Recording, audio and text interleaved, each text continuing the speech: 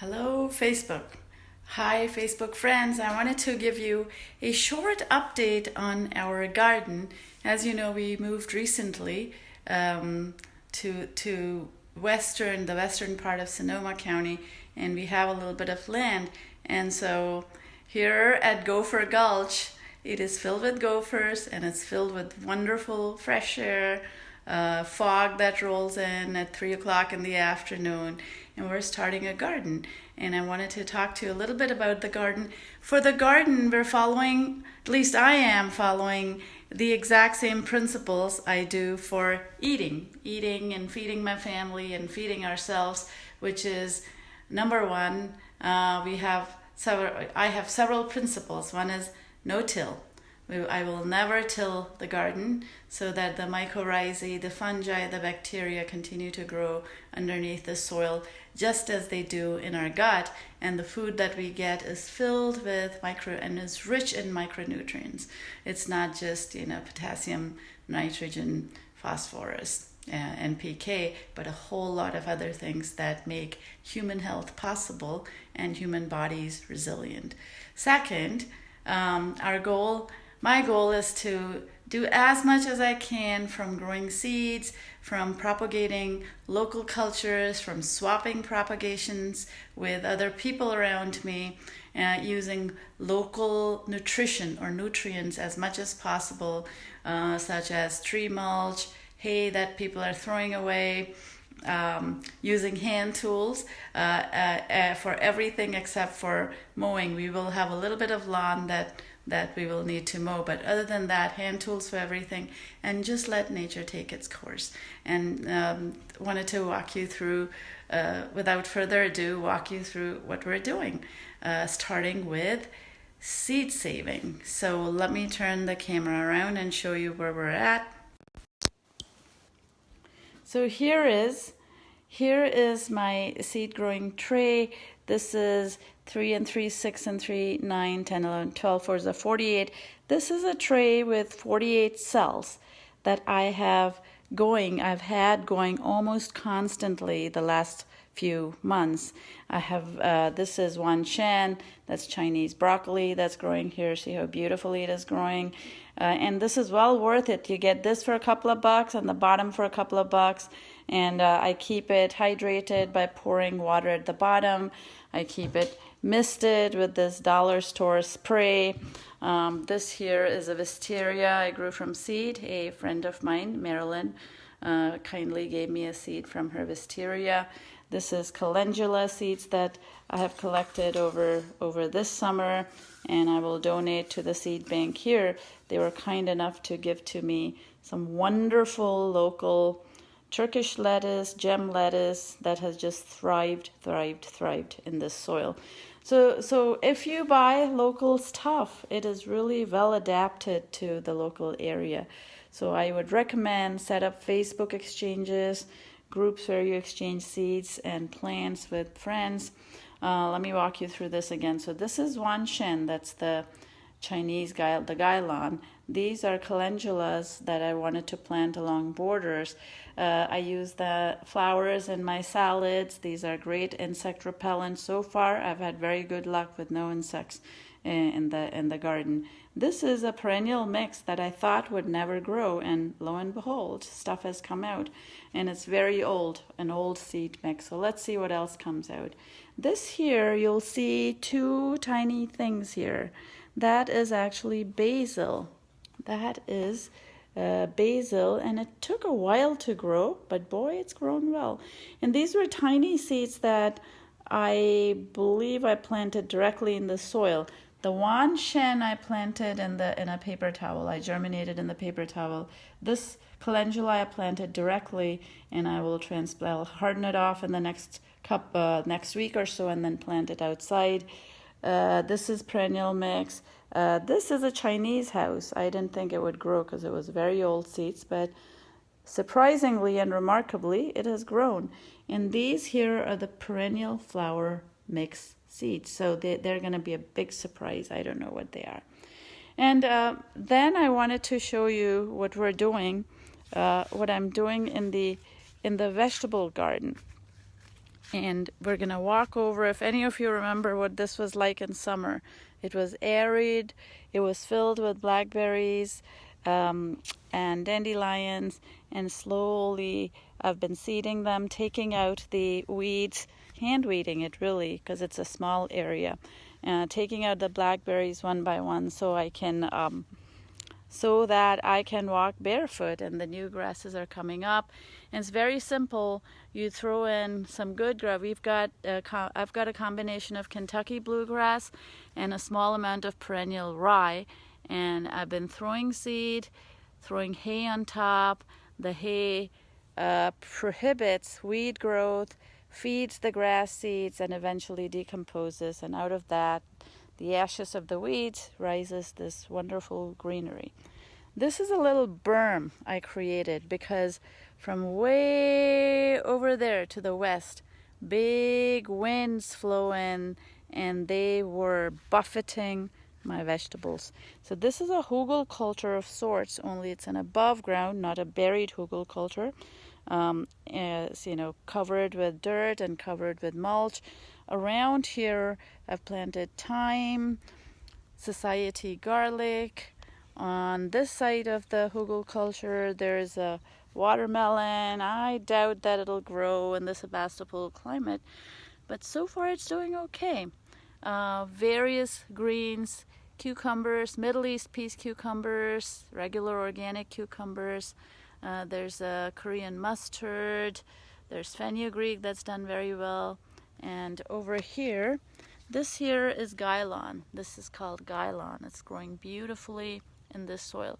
This soil, by the way, was covered with weeds. Last year, I covered it with cardboard, mulched it, and let it lie fallow in the year. And the nutrient density of this soil is almost incredible. I had put down kitchen compost. You can't see it, but underneath this there was kitchen compost in a gopher resistant giant basket, and out of our compost grew this. And guess what this is? This is a butternut squash. We've been eating butternut squash. Seeds and compost get fermented and the plants grow exceptionally well. So this has plenty of food to eat. Behind this there is all sorts of lettuces. That's Turkish lettuce there. There's gem lettuce there. Here is another cucumber, yet another cucumber. There's borage. I use borage in all my salads every day. Someone gave me these canna bulbs. This is a beautiful purplish leaf, and it's going to have salmon-colored flowers. I've also planted comfrey all along the edges, and I periodically take the leaves off to give nutrition to the plants. This was a beet, old, dead, dying beet stalk that I just tuck in the ground, and look at the seeds that are coming out. It's now going to self-seed over here, and I will expand and extend this bed. Right now this bed is a tiny bed, but I will extend this bed to hold the fresh beet plant, so we always have beet kvass, because in this area rooted vegetables really thrive. Then we have zucchini here. Everyone of course has a zucchini plant. Is anything growing? I harvested all the zucchini. There's one tiny zucchini over there, but this is massive. The zucchini literally grows 1 inch wider every single day. Here's more cucumber. That appears to be pepper from the kitchen compost. Pepper is difficult for me to grow, and it's just come out on its own, and I'm hoping that we have a wonderful harvest from that. That over there is the zinnia that I grew from seed. As you can see, it has a flower that's about to come out, a little purple flower, so it's going to be beautiful. And so we move on this mulched path to the oregano, which is very spicy. I took a cutting from our community garden. Really, really spicy and delicious. Here's chives. Here's a Rangapur lime. My friend Orly has Rangapur limes, and my friend Vicky gave me Rangapur limes, and I fell in love with the limes. Last year it was a ratty little plant with leaves that were yellowed, and I thought it would not survive. But look what has happened now. Fresh new growth has come out. It's beautiful, it's healthy, and I need to prune off all the top growth so that it has the energy to do stem and leaves instead of these fruit, which we don't really need right now. This turned out to be a carrot. Little did we know. We got it from Miriam's pots. I just tuck it in here, and turns out it was a carrot. Here is a cucumber. There is yet another squash plant with 2 squashes growing, and by tomorrow I will harvest them because they'll have grown literally 2 inches each. Look at the size of the leaves of the zucchini plant. This, folks, is what happens when you give it a nutrient-dense substrate. Look how healthy the leaves are. There's no bugs, there's no nothing. The flowers are shooting beautifully. There's another one. That's a different breed of squash. I think that's the light colored one, and that'll soon start producing. Here's the calendulas. I use them in salads. I've got the seeds to give to the seed bank.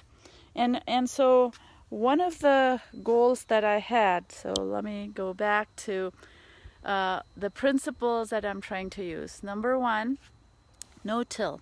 Nothing in this garden will be tilled.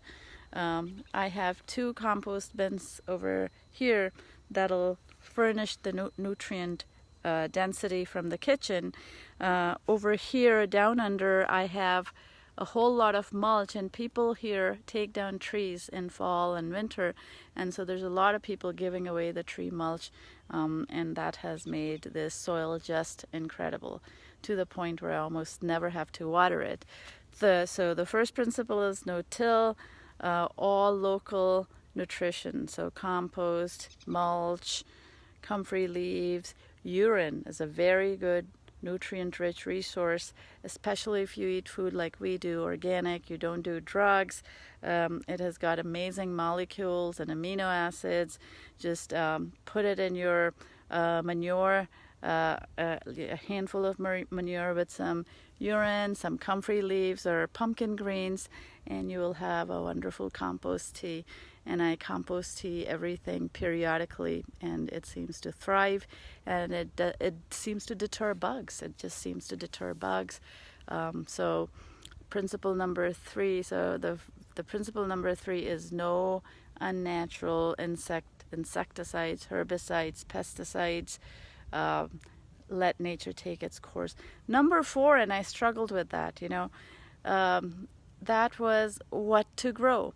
So I'm trying to grow a lot of things that we like, but I think eventually what we will do is adapt our tastes to what grows naturally here. For instance, rooted vegetables grow really well here. So I've put down a potato patch, I've put down beets, I'll do golden beets, maybe turnips, rutabagas. The brassicas grow really well here, so I'll do a lot of brassicas, and they grow year-round. And so those are the kinds of vegetables we'll learn to love and eat, and we love those vegetables. Number 3, abundance. Or was it number 4? We need to have enough to feed ourselves, and my original goal was to feed 35 other families, but that's very, very ambitious. But hopefully we can at least have food for a few other families that we grow over here. Whatever it is, in season, for friends, neighbors, people who don't have gardens, people who don't like gardening, people who would love fresh foods. So those are a few fundamental principles. They have stood me in good stead. The same principles you would use in eating animals that have been raised on pasture, eating normal, natural foods. No GMOs here, no antibiotics here. Propagating from seed and cuttings, using local nutrients, trying to water as little as possible, and always keeping the soil skin covered with a layer of something, anything, whether it's plant materials, whether it's carbon, wood chips, whether it's leafy greens, or whether it's just weeds from the garden that I toss over here. And so that's an update on the garden. We have mulched. Let me go show you the potato patch. The potato patch is over here. This here is the potato patch, and I posted pictures of that. 100 days from seed to harvest. I don't know what's going on underneath there, but I'm hoping. Oh, a fresh shoot has come out. If you can see that, that's the first fingerling potato plant. Yippee! There it is. Sweet. There it is. And more will come out over here, and we'll have a harvest of beautiful, beautiful potatoes. There is a flower of the cucumber coming out. So there's a whole lot of stuff. I almost excluded. Here's some greens. I think it was a salad green or a mustard green or something, and I used these to eat in my salad. Society garlic, zinnias, and over here we put down cardboard and what remaining mulch we had, and we'll put down trees. And as soon as we put this mulch down, that in the far distance there's a persimmon tree and a lemon tree. They literally just perked up. Plants love good food, food like this. And too much of this is going into the dump, getting wasted.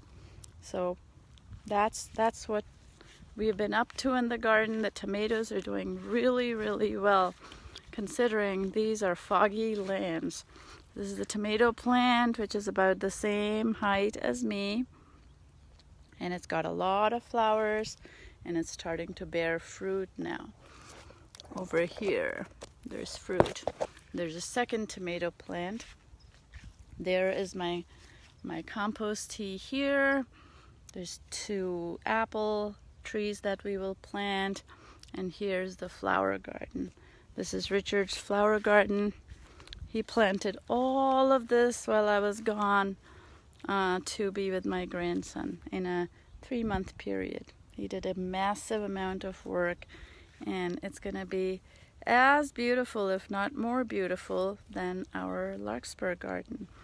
This is ethereal spires, dahlias. He's passionate about dahlias, so we've got the pink one here, the yellow one here, this one here, another dahlia over there, verbenas, roses, clarkias, and I have been tasked with collecting seeds now that I'm finding that to be my passion. So I'm going to collect all these seeds, the clarkia seeds.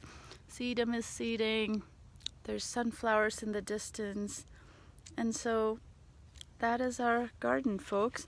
I'm hoping that from that little plot we become almost self-sustainable in feeding ourselves vegetables, plant matter. Oh, and I'll plant onions as well, because onions grow really well here, and I love onions.